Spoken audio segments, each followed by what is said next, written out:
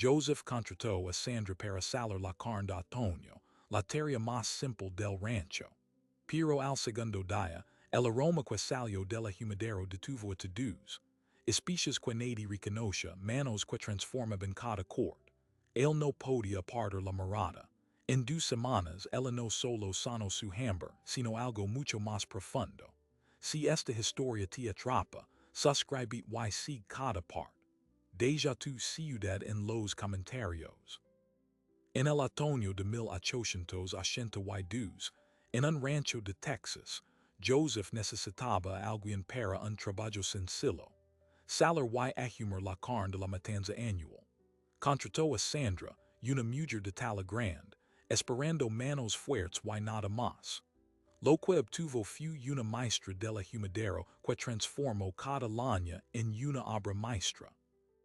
Durante 2 semanas, entre el humo y las especies, ella despertó en él un hambre que no era solo de comida.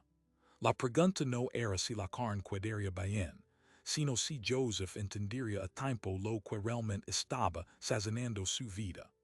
Joseph Calloway no era un hombre que buscara compañía.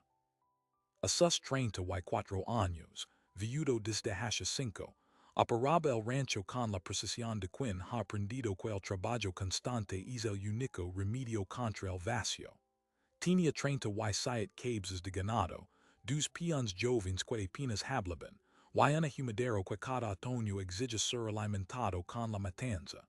Era un rancho pequeño, funcional, silencioso, como él.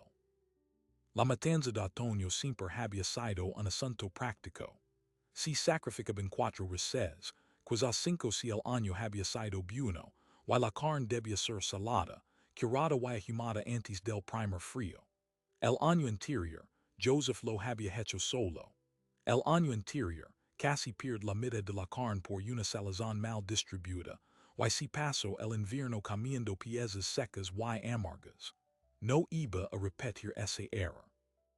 Así que puso una vez, en la tienda de suministros de Drywater Creek, el mismo pueblo pleno y blanquito donde se cruzaban todas las noticias. Si busca persona de manos fuertes y experiencia en salazón de carne. Trabajo de 2 semanas, pago fijo al terminar. Presentarse en el rancho Calloway. El primer día, apareció un muchacho de 18 años que apenas sabía diferenciar la sal del azúcar. Joseph lo rechazó. El segundo día, un viejo que dijo haber trabajado en un matadero de Fort Worth, pero que no aguantó 10 minutos de pie antes de pedir agua y sentarse.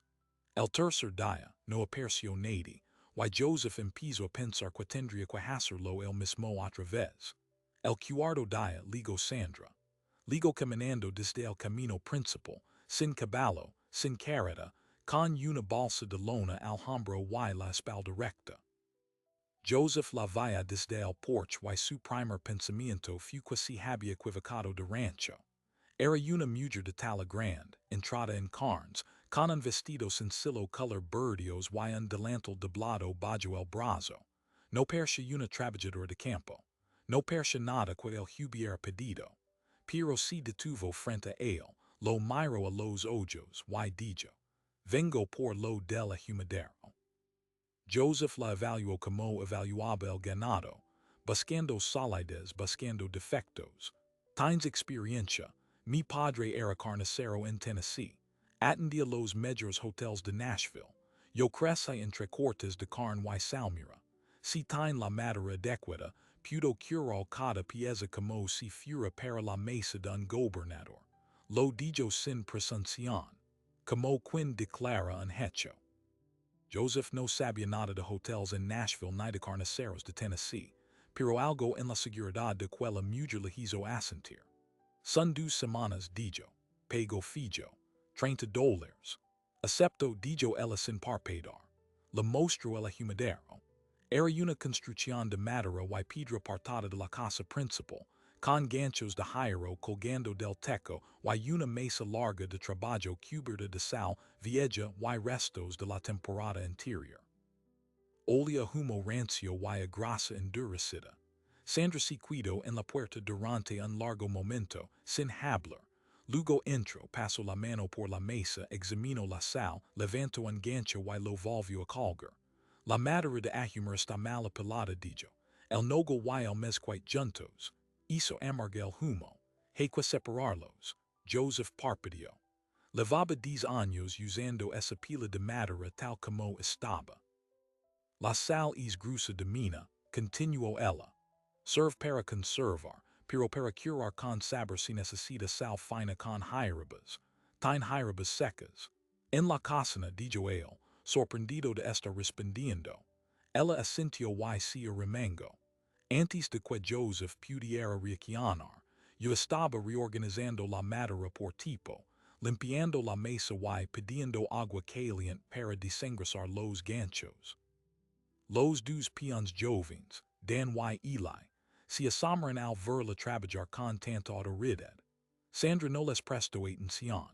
Movía las manos con la economía precisa de quien conoce su oficio, y Joseph, de pie en la puerta, se descubrió incapaz de irse. Era la primera vez en años que alguien tomaba el mando de un espacio que él consideraba suyo. Y lo hacía una mujer que acababa de llegar caminando por el camino de tierra, con un delantal bajo, el brazo y un conocimiento del humo que él ni siquiera sabía que existía. Esa noche, Joseph se acostó pensando en la madera de ahumar. Al día siguiente, pasó por el ahumidero sin motivo alguno, solo para ver. Se detuvo a 10 pasos de la puerta, y el olor lo golpeó como un puño. No era humo común. Era una fragancia cálida y compleja, con algo dulce y algo profundo, un aroma que no pertenecía a ningún rancho de Texas. Se quedó Ali, paralizado, respirando. Sandra estaba de espaldas, masillando sal y hierbas en un costal entero con movimientos lentos y deliberados. Parecía una artesana. Parecía una mujer que entendía la carne como otros entendían la tierra, por instinto y por herencia. Él no dijo nada. Ella no se dio la vuelta. Pero algo en la inclinación de su cabeza le dijo que sabía que él estaba ali. Y que no le importaba. Joseph se fue sin hacer ruido, con el corazón latiendo más rápido de lo que la situación justificaba. Esa noche, se dijo que solo estaba preocupado por la calidad de la carne. Se lo repitió 3 veces. No se lo creyó ninguna. Al tercer día, Joseph ya no se molestaba en inventar pretextos. Pasó por el ahumidero a media mañana. Se detuvo en el hombro y se quedó ali, con las manos en los bolsillos mirando. Sandra no levantó la vista. Tenía las mangas arremangadas hasta los codos, los brazos cubiertos de una mezcla brillante de sal fina y hierbas tricheradas, y trabajaba un lomo entero con la cadencia de quien acaricia algo vivo. El aire dentro del ahumidero era denso y perfumado. No era el humo, espero que Joseph recordaba de años anteriores. Ese que te hachatoser y te dejaba la ropa oliendo a quemado durante días. Este humo era distinto. Tenía capas. Algo herbáceo y verde en la entrada, luego una calidez dulce que se asentaba en la garganta, y al fondo una nota profunda y terrosa que no sabía nombrar pero que le activaba algo primitivo en el pecho.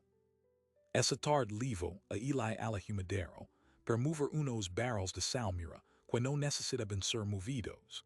Eli era el mayor de los 2 peons, un muchacho calado de 20 años que había trabajado en 3 ranchos antes de llegar al de Callaway, y que rara vez mostraba interrogaciones por nada que no fuera el ganado. Entró al ahumidero detrás de Joseph. Dio 3 pasos y se detuvo en seco con la nariz levantada como un sabueso. No dijo nada. Se quedó parado, respirando el aire cargado, y luego miró a Joseph con una expresión que no necesitaba palabras. Joseph fingió no verla, pero supo en ese instante que aquello era real. Que el olor que salía de ese humidero era capaz de detener a cualquiera. Esa noche, durante la cena, Eli lo mencionó. Dijo a nadie en particular que nunca había olido carne así. Que parecía otra cosa.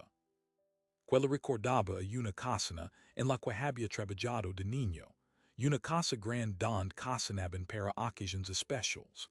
Sandra estaba en la casona, lavando los platos, y no dijo nada, pero Joseph via como sus manos se detenían apenas un instante sobre la tabla de cortar.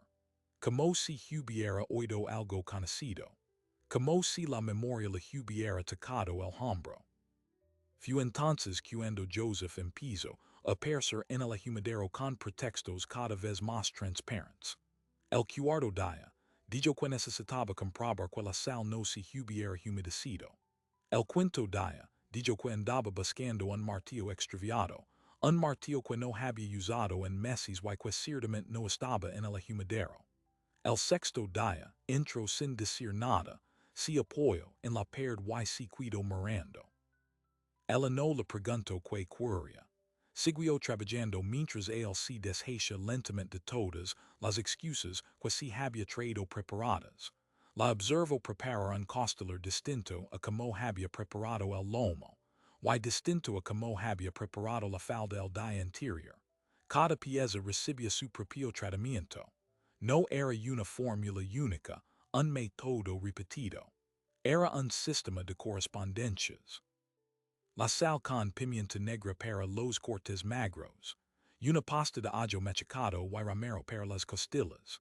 Tomillo y laurel para la falda. Una mezcla secreta que incluía algo que olía semillas de apio y a humo de nogal para el lomo más grueso. Y cada corte repasaba su propio tiempo, en su propio gancho, a su propia altura del fuego. Ningún rancho de Texas trabajaba así. Joseph lo sabía porque levaba toda su vida viendo como se salaba la carne en el campo. Sal gruesa, humo fuerte, todos los cortes iguales, todos los años iguales. Lo que Sandra hasha era de otro mundo. Al séptimo día, Joseph reunió el valor para preguntar. Estaba sentado en un taburete junto a la puerta, viendo la froder un cuarto trasero con una mezcla oscura. Afuera la luz de la tarde entraba oblicua y dorada, filtrándose por el humo como agua por una gasa. ¿Dónde aprendiste esto? Preguntó. Ella no dejó de trabajar. Mi padre dijo. Él era carnicero en Nashville, no un carnicero cualquiera. Era el hombre al que llamaban los hotels grandes cuando tenían un banquet. El Maxwell House, el Nicholson House. Cuando el gobernador daba una cena, mi padre preparaba la carne. Hizo una pausa, ajustando la presión de las manos sobre la pieza. Él decía que cada corte tiene una historia distinta en el animal. Un músculo que trabajo duro, un lomo que descanso suave, una costilla que protege el corazón. Tratas cada historia de manera distinta, o la carne no te lo perdona. Joseph se quedó calado. No sabía nada de hotels ni de gobernadores ni de historias contadas por músculos de reyes. Pero sabía que esa mujer estaba haciendo algo que ningún ranchero de Texas había visto jamás. Y que él era el afortunado que se había sentado en la primera fila. Y como acabaste aquí, preguntó. En un rancho de Drywater Creek, salando carne de matanza, en vez de en una casona de Nashville. Ella se tomó su tiempo. Terminó de frotar la pieza, la colocó sobre la mesa y se limpió las manos en el delantal. Luego se giró hacia él. Mi padre murió hace 3 años. La carnicería se vendió para pagar deudas, y los hotels encontraron a otro proveedor. La gente como yo no hereda los contactos, hereda el oficio. El oficio puedes llevarlo contigo. Los contactos se quedan con los que tienen el dinero. Su voz era tranquila, sin autocompasión, como quien describe una ley de la naturaleza. He estado trabajando donde me necesitan. 2 meses en una posada, 3 semanas en un escudero, una temporada en una casona de carretera. Donde haya carne para curar, voy, pronto se sabe que serves y te vuelven a lamar, o no, sostuvo la mirada de Joseph. Esta vez fue este rancho. La próxima será otro. Joseph sintió un vacío en el estómago que no tenía nada que ver con el hambre. La idea de que esa mujer se fuera en 2 semanas, caminando por el mismo camino de tierra por el que había llegado, le resultó de repente insoportable. No supo qué hacer con ese sentimiento. Lo guardó donde guardaba todas las cosas que no entendía, en lo mas hondo, don no pudiera verlas. Esa tarde, en lugar de volver a la casa, si cuido haste quella luz si fu por completo. Sandra encendió la lámpara de aceite della humidero. La lama pequeña hizo bailar las sombras sobre los ganchos, sobre las piezas colgadas, sobre el vapor que ascendía de la mesa de trabajo. To do olía madera de nogal, y a hierabas y a carne transformandos lentamente en otra cosa. Joseph se descubrió pensando que nunca había visto un lugar más hermoso, y que tal vez no era el lugar sino la persona que estaba dentro. Esta carne, dijo de pronto, esta carne va a ser la mejor que haya salido de este rancho, y eso va a hacer que la gente hable. Sandra lo miró. La luz de la lámpara le daba en los ojos, dos puntos cálidos en la penumbra. La gente siempre habla, señor Calloway. Lo difícil es darles algo que valga la pena contar. Joseph asintió. No sabía que responder a eso. Se quedaron en silencio un minuto, y ese minuto tuvo el peso de algo que no se despiro que está ahí, moviéndose entre dos personas como el humo se mueve entre los ganchos. Luego él volvió a la mesa. Él se quedó en el umbral. Afuera el rancho estaba oscuro y quieto. Adentro, todo era calor y fragancia y presencia. Al octavo día, Dan, el peón más joven, entró a la humidero sin avisar.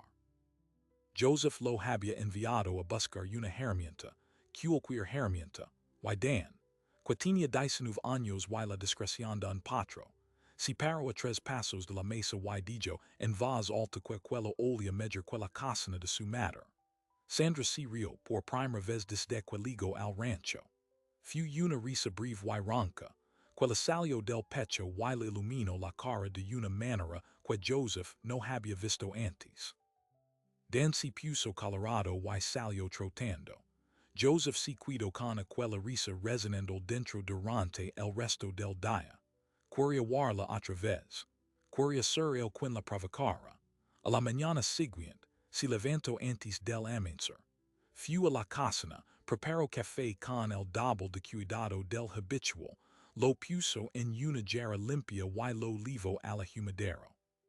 Sandra ya estaba trabajando, con las manos en la masa de una nueva mezcla, y levantó la vista con sorpresa cuando él apareció con el café. No tiene que hacer esto, dijo ella. No es molestia, dijo él, usando las mismas palabras que ella había usado días atrás cuando le llevó agua. Ella lo entendió. Una esquina de su boca se movió, apenas, ese leve gesto que él ya había aprendido a reconocer como su forma de comunicar que algo le importaba. Aceptó la taza y bebió en silencio. Bebieron los dos de pie, en el humidero todavía frío antes de que el fuego prendiera, con el aroma del café mezclándose con el olor persistente del humo del día interior. No hablaron. No hizo falta. El sol empezó a subir sobre la pastura este, y la luz entró rasante por la puerta, y Joseph pensó que podía quedarse en ese momento para siempre. Pero entonces, la puerta del humidero se abrió de golpe. Era Eli, el peón joven, con el rostro pálido y las manos temblorosas. Detrás de él, atravesando el patio a grandes zancadas, venía un hombre que Joseph no había visto en años. Vestía un traje oscuro demasiado fino para el campo, un sombrero nuevo y un reloj de cadena que brillaba al sol de la mañana. Era Theodore Finch, el antiguo capataz del rancho Calloway, que se había marchado 7 años atrás para buscar fortuna en San Antonio y que ahora regresaba con la postura de quien está acostumbrado a que le abran las puertas antes de llamar. Joseph Calloway, dijo Finch, sin molestarse en saludar. He oído hablar de tu carne. Joseph se puso de pie. Instintivamente se colocó entre Finch y Sandra, sin saber por qué sentía la necesidad de aprovecharla. Theodore no esperaba verte, apuesto a que no. Finch entró a la humidero y se detuvo justo en el centro. Lo miró todo, las piezas colgando, los ganchos relucientes, las jiramas secas ordenadas sobre la mesa. Alfidio el con la misma expresión de un tasador examinando mercancía. Estuve en Drywater Creek por negocios. Un cargamento de curos para el fercarol. Y en el pueblo no hablan de otra cosa. Dicen que la carne del rancho Callaway huel como la cocina del mejor hotel de Texas. Dicen que vale la pena viajar solo para olerla. Eli seguía en la puerta, sin saber qué hacer. Sandra había dejado de trabajar, pero no perdió su estada. Observaba a Finch con la misma tranquilidad con que observaba los cortes de carne, evaluando su textura, su consistencia, su procedencia. Así que pensé, continuó Finch, en venir a verlo yo mismo. Y tienes razón, el olor es extraordinario. Casi tan extraordinario como la mujer que lo produce. Si giro hacia Sandra, y su tono cambió imperceptiblemente. Si volvió más exitoso, más anchuoso, como alguien que ha aprendido a tratar con personas y ha decidido que la adulación es una herramienta rentable. Señora, he trabajado con los mejores cocineros de San Antonio. He comido en la mansión del gobernador. Y le digo que un talento como el suyo no debería estar desperdiciándose en un rancho de 30 y 7 cabezas en medio de la nada. Joseph sintió un nudo frío en el estómago. Usted podría estar curando carne para los restaurantes más exclusivos del estado. Podría tener su propio ahumidero, empleados a su cargo, un salario fijo y una reputación que valdría más que todo este rancho. Sandra no respondió de inmediato. Se limpió las manos con el delantal, un gesto que Joseph ya conoce bien. Su manera de ganar tiempo mientras ordenaba sus pensamientos. ¿Y quién pagaría todo eso, señor Finch? Preguntó con voz neutra. Yo, Finch sonrió una sonrisa ancha y ansiada. Estoy montando un negocio de carnes curadas en San Antonio. Proveeduría para hotels, restaurants, incluso para el ejército si consigo los contratos. Necesito a alguien que sepa lo que es. Alguien que entienda la carne como usted la entiende. Le ofrezco una posición permanente. Buen sueldo, casa propia. Y el respeto que merece. No como aquí, donde la tienen en un ahumidero polvoriento cobrando $30 por 2 semanas de trabajo. Joseph dio un paso al frente, pero Sandra levantó una mano casi imperceptible, deteniéndolo antes de que hablara. Agradezco su oferta, señor Finch, dijo, pero mi contrato aquí termina en 7 días. Hasta entonces esta carne es mi responsabilidad.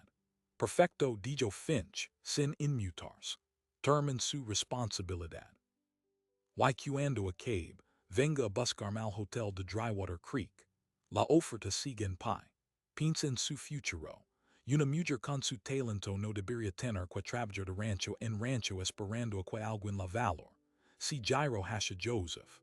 La sonrisa seguía ahí, pero ahora era una sonrisa de ganador, de hombre que sabía que había metido una cuña en algo que antes estaba entero. Joseph ha sido un placer verte. Cuidate el rancho. Y cuidala a ella. Salió con la misma brusquedad con la que había entrado. El silencio que dejó fue peor que sus palabras. Eli se escabuló hacia el corral sin que nadie le dijera nada. Joseph se quedó de pie en medio del humidero, con el olor del humo, envolviéndolo y el corazón golpeando en el pecho como un animal encerrado. Sandra volvió a la mesa. Tomó un puñado de hierbas y empezó a triturarlas con movimientos lentos y deliberados, como si la visita de Finch no hubiera ocurrido. No tienes que cuidar, dijo Joseph. Ella no levantó la vista. Lo sé, podrías tener todo lo que él dice. Un negocio propio. Reconocimiento. Un futuro que no se salir de rancho en rancho. Lo sé, repitió ella. Siguieron en silencio. Joseph quería preguntar si pensaba aceptar la oferta. Quería suplicar que se quedara. Pero no era su lugar. Ella no le pertenecía, y él no tenía derecho a pedir nada. De modo que se tragó las palabras como si había tragado tantas otras cosas durante los últimos 5 años, y volvió a la casa con el peso aplastante de su propia cobardía. Los días siguientes fueron distintos. No peores, distintos. Sandra seguía trabajando con la misma dedicación, pero ahora había algo entre ellos, algo que no estaba antes, la conciencia de un reloj que avanzaba. Joseph seguía apareciendo en el humidero, pero sus visitas eran más breves, más tensas. Le miraba las manos trabajando la carne y pensaba en cómo sería el rancho sin ella. Y no le gustaba lo que veía. Dan y Eli notaron el cambio. Una tarde, Dan se acercó a Joseph mientras reparaba una cerca. Señor Calloway dijo, con esa manera torpe que tienen los jóvenes de meterse en asuntos que no les conciernen. Es verdad que la señorita Sandra se va a San Antonio. Joseph apretó la mandíbula. No sé lo que va a hacer. Eso es asunto suyo. Pero usted no quiere que se vea, verdad. Joseph dijo que el martillo y se giró hacia Dan. El muchacho se encogió, esperando una reprimenda. Pero Joseph se contuvo. Porque tenía razón. Claro que no quería que se fuera. Pero decirlo y merecerlo eran cosas muy distintas, y él no estaba seguro de merecer nada. Esa noche, no fue a la humidero. Se sentó en el porche, a oscuras, mirando la loma norte y el canal de agua que la cerca había estado bloqueando durante años. Recordó lo que Sandra le había dicho sobre las historias que cada corte de carne contaba, sobre cómo el músculo que había trabajado duro merecía un trato distinto al lomo que había descansado suave. Pensó en su propia vida, un músculo duro, curtido por la piedad y el trabajo constante. Y en cómo, desde que él había legado, algo en él había empezado a descansar. Al décimo día, Joseph tomó una decisión. No sobre Sandra o no. Sobre sí mismo. Fue a la cocina y se puso el delantal que no había usado desde que su esposa murió. Dan lo veía y estuvo a punto de decir algo, pero Eli lo caló con un codazo. Aprendió el arte del silencio en ese momento, mientras Joseph empezaba a cocinar él solo, por primera vez en años. No tenía la técnica de Sandra. Ni sus hierbas, ni sus combinaciones secretas, ni ese conocimiento instintivo de la carne que solo daba una vida entera de práctica. Pero tenía algo más, la intención. Y mientras cortaba cebollas y encendía la estufa, empezó a entender lo que Sandra le había mostrado sin decirlo. Que cocinar era una forma de hablar. Que sazonar era una forma de decir lo que las palabras no podían expresar. El undécimo día, la carne estuvo lista. Sandra hizo la última inspección, revisó cada pieza, cada costilla, cada lomo, y asintió con una satisfacción profunda y tranquila. Era la mejor carne que había salido de sus manos en mucho tiempo, y lo sabía. Joseph lo sabía también. Y ese mismo día, un mensajero de Drywater Creek ligó al rancho con una carta de Theodore Finch. La carta era breve y formal, conformaba la oferta de empleo, detallaba el salario y las condiciones, y pedía una respuesta antes del día siguiente. Sandra leyó la carta en el humidero. Joseph estaba allí de pie en la puerta, y esta vez no fingió que había ido por otro motivo. La vaya doblar el papel con cuidado y guardarlo en el bolsillo de su delantal. Es una buena oferta, dijo ella. Lo es. Me daría estabilidad. Un lugar propio. To do lo que no he tenido en 3 años, Joseph asintió, no podía discutirlo. Pero había algo en su voz, una cualidad opaca y retenida, que le hizo pensar que ella no estaba tan convencida como Persia, o quizá era solo esperanza. Tú decides, dijo él. Lo que decidas estará bien. Ella lo miró. Había algo en sus ojos que él no supo leer.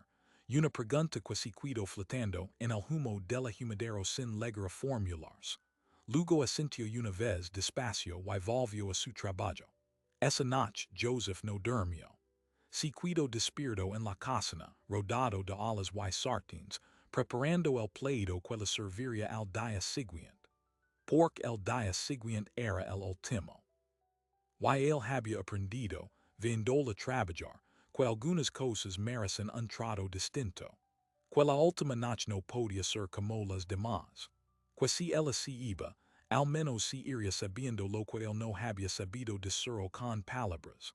La última noche, Sandra terminó la inspección final. Cada pieza estaba en su sitio, cada quart había recibido su tratamiento exacto. El humidero estaba en silencio, con el fuego reducido a brasas y el humo flotando perezoso entre los ganchos. Había sido un trabajo impecable, y ella lo sabía. Pero no había orgullo en su rostro. Solo esa calma profunda que tiene la gente que ha hecho bien su labor y está lista para irse. Entonces apareció Joseph en la puerta. Levaba un plato cubierto con un paño limpio, y detrás de él venían Dan y Eli, cargando una pequeña mesa de madera y dos sillas que habían sacado de la cocina. Sin decir palabra, montaron la mesa en el centro del humidero, justo bajo los costaleros colgados. Eli colocó dos velas encendidas. Dan puso dos vasos y una jarra de agua fresca. Y luego, con la misma discreción con que se mueven los peones cuando entienden que están presenciando algo que no les pertenece, los dos desaparecieron en la noche. Joseph dejó el plato sobre la mesa. Sandra lo miraba sin comprender. Él se aclaró la garganta, y por primera vez en 2 semanas, parecía nervioso. He preparado la cena, dijo. Su voz sonaba ronca, como si hubiera estado practicando esas palabras toda la noche y todavía no le salieron del todo bien. Quería que probaras la carne, la que has curado. Sandra bajó la mirada hacia el plato, luego la levantó hacia él. Podrías haber probado la carne directamente del humidero, dijo. No hace falta cocinar. Lo sé, pero eso no habría sido lo mismo. Él sostuvo su mirada. Y en esa frase, tan simple, tan torpe, estaba todo lo que no se había atrevido a decirlo durante 2 semanas. No era solo carne, no era solo una cena. Era la diferencia entre un patrón que prueba su mercancía y un hombre que se sienta a la mesa con la mujer que le ha devuelto algo que ni siquiera sabía que había perdido. Sandra se sentó. Joseph destapó el plato. El aroma que salió de Ali era distinto al del humidero, pero igualmente extraordinario. Era el olor de la carne curada que ella había preparado, sí, pero cocinada a con cebolla caramelizada, con un toque de mantequilla, con tomillo fresco. Algo simple, pero hecho con una intención que Sandra reconoció al instante. Porque ella llevaba toda la vida leyendo la intención en la forma de tratar la carne. Y aquel plato, preparado por un ranchero viudo que no cocinaba desde hace 5 años, era una declaración mucho más elocuente que cualquier discurso. Comieron en silencio al principio. La luz de las velas bailaba sobre las piezas colgadas, sobre las paredes del humidero, sobre los rostros de los dos. Afuera, el rancho estaba calado. Todo el mundo parecía contener la respiración, como si la tierra misma supiera que algo importante estaba ocurriendo en aquel pequeño edificio de madera. Está bueno, dijo Sandra al fin. La sazón cuido bien. La sazón es tuya, dijo Joseph. Yo solo la puse al fuego. Ella dejó el tenedor sobre el plato. Joseph, yo, espera. Él levantó una. Antes de que digas nada, tengo que decir algo yo. Respiró hondo. No era un hombre de palabras, nunca lo había sido. Pero había tenido 2 semanas para ensayar esto, y aunque temblaba la voz, siguió adelante. Cuando murió mi esposa, pensé que mi vida ya estaba hecha. Que lo único que me quedaba era trabajar el rancho, cuidar el ganado, pasar los inviernos y esperar los veranos. No esperaba nada más. No quería nada más. Hizo una pausa. Miró las piezas de carne colgadas, el humo flotando, las jiramas secas sobre la mesa. Y entonces legas tú, legas de este humidero, y en 2 semanas me has enseñado algo que no sabía, me has enseñado que la carne no es solo alimento, que cada quart merece un trato distinto, que lo que per simple puede ser extraordinario si le pones el cuidado adecuado. Si giro hacia ella. Y me has enseñado que yo también merezco un trato distinto. que levaba años sazonando con sal gruesa, cuando lo que necesitaba era algo más fino, algo como lo que tú haces. Sandra no dijo nada, pero sus ojos, fijos en él, estaban brillando de una manera que no tenían nada que ver con la luz de las velas. No sé qué vas a decidir sobre la oferta de Finch, continuó Joseph.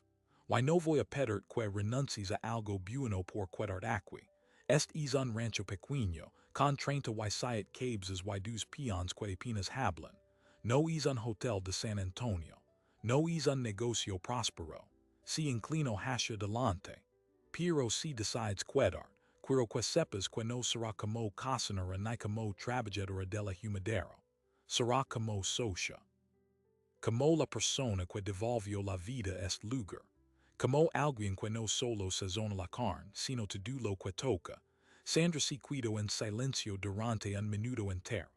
Joseph no apartó la mirada. Las velas chisperoteaban. El humo danzaba. Y entonces ella habló. Cuando mi padre murió dijo, me quedé sin nada. Sin taller, sin contactos, sin un lugar al que lamer hagar. Pasé 3 años de rancho en rancho, de casana en casana, curando carne para otros y yendo antes de que me pidieran que me quedara. Porque nunca nadie me pidió que me quedara. Hizo una pausa. Haste ahora. Alargó la mano sobre la mesa y la dejó ali con la palma hacia arriba. Joseph la tomó. Las manos de los dos estaban curtidas por el trabajo, manchadas por el humo, asperas como la sal gruesa. Pero el contacto fue suave. Tengo una condición, dijo Sandra. La que quieras. El humidero necesita una ventana nueva. Y quiero que plantemos ramero al lado de la puerta. El ramero crece bien en Texas, y lo uso en casi todas las mezclas. Es de las hierbas que nunca sobran. Joseph soltó una risa breve, una risa que le salió del pecho y le iluminó la cara de una manera que Dan y Eli, espiando desde el corral, no la habían visto nunca. Trato hecho, dijo. Esa noche, se quedaron en el humidero hasta que las velas se consumaran. Hablaron de Nashville, de los hotels donde el padre de Sandra había servido carne a gobernadores. Hablaron del rancho, de las 37 cabezas, de la posibilidad de ampliar el negocio si la fama de la carne se extendía. Hablaron del ramero y de la ventana y de cómo el humo de Nogel era mejor que el de mezquite para los cortes magros. Y a la mañana siguiente, cuando Theodore Finch llegó al rancho esperando la respuesta de Sandra, se encontró con ella en la puerta del humidero, con las manos embadurnadas de una mezcla nueva y Joseph a su lado. Señor Finch, dijo Sandra, agradezco mucho su oferta, pero he decidido quedarme aquí. Finch parpadeó. Miro a Joseph. Miro el humidero. Miro la ventana nueva que Joseph ya había empezado a instalar esa misma mañana, con el marco apiado contra la pared y las herramientas en el suelo. Aquí, dijo Finch incrédulo, en un rancho de 37 cabezas en medio de la nada. Aquí, repitió Sandra, porque aquí no solo quiero carne, aquí quiero algo más. Finch negó con la cabeza, murmuró algo sobre oportunidades desperdiciadas, y se marchó por donde había venido. Joseph no dijo nada, pero la mano que apoya en el hombro de Sandra, breve y firme, lo dijo todo. Pasaron los meses. La fama de la carne del rancho Cowie se extendió por todo el condado. Dan y Eli aprendieron el oficio y se convirtieron en ayudantes del humidero. Legaron pedidos desde Drywater Creek, desde pueblos vecinos, incluso desde una fonda de Austin que había oído hablar del lugar. Joseph y Sandra trabajaban juntos todos los días, y todas las noches cenaban juntos, y las cenas siempre incluían algo ahumado. Pero había un detalle más, algo que solo los dos sabían, y que Dan descubrió por accidente una mañana de primavera. Había salido al huerto a recoger cebollas para la cocina, y al pasar por detrás del humidero via el pequeño jardín que Sandra había plantado junto a la puerta. Romero, tomillo, salvia, majorana, las hierbas que usaba en sus mezclas, Y entre las hierbas había una pequeña placa de madera clavada en la tierra con una inscripción talada a mano. La letra era torpe de alguien que no talaba menudo, pero las palabras eran claras. Densi agacho para leerlas. Para Sandra que sazonó mi vida. J. Densi incorporó lentamente. Miro hacia la casa, Don Joseph estaba sirviendo café. Miro hacia el humidero, Don Sandra estaba encendiendo el fuego de la mañana. Y sonrió para sí mismo. Con esa sonrisa que tienen los jóvenes cuando entienden que han visto algo importante, algo que contarían a sus propios hijos muchos años después. Luego cayó sus cebollas y se fue, dejando el jardín en paz, con su placa, sus hierbas y su historia. La tierra como la carne, solo necesita el sazón adecuado. Y cuando lo encuentra flores. A veces, lo más simple es con lo más profundo. Joseph contrató a Sandra para salar carne, una tarea de 2 semanas que cualquiera con manos fuertes podía hacer. Pero ella no solo carne. Trajo consigo el recuerdo de un padre carnicero en Tennessee, el saber de los hoteles finos de Nashville, y una filosofía que ningún rancho de Texas conoce. Que cada corte merece un trato distinto, que la carne cuenta historias, y que sazonar es un acto de cuidado. En 14 días, aquella mujer transformó un humidero polvoriento en el corazón palpitante del rancho Callaway. Y en el proceso, transformó también al hombre que la contrató. Joseph, viudo, calado, resignado a una vida de trabajo y silencio, descubrió que on podía sentir, que on podía cocinar para alguien, que el hambre no siempre es de comida. Esta historia no es solo de amor, es de cómo el cuidado se vuelve comestible. De cómo las personas que ponen atención a lo pequeño, una hierba, una temperatura, un momento, pueden cambiarlo todo. Sandra no hizo nada extraordinario según sus propias medidas, simplemente aplicó lo que sabía. Pero para Joseph, aquello fue una revelación. Quizá por eso la historia resuena tanto. Porque todos tenemos algo que necesita ser sazonado de nuevo. Una rutina endurecida, un corazón ahumado por el tiempo, una vida que se ha vuelto insípida de tanto repetirse. Y a veces, todo lo que hace falta es que alguien le con la sal justa y el fuego adecuado. Si esta historia te ha tocado, suscríbete a este canal y activa la campana para no perder el próximo relato. Déjame en los comentarios desde que ciudad nos estás viendo. Quiero saber hasta dónde ligan estas historias. Y si conoces a alguien que necesita recordar que nunca es tarde para volver a sazonar la vida, comparte este video. La carne estaba buena, pero lo que realmente se cocinó en aquel humidero de Texas fue mucho más duradero. Y todavía hoy, si pasas por el viejo rancho Callaway, dicen que el aroma persiste entre los ramos, como un fantasma amable que te recuerda que el cuidado, cuando es genuino, nunca se evapora del todo.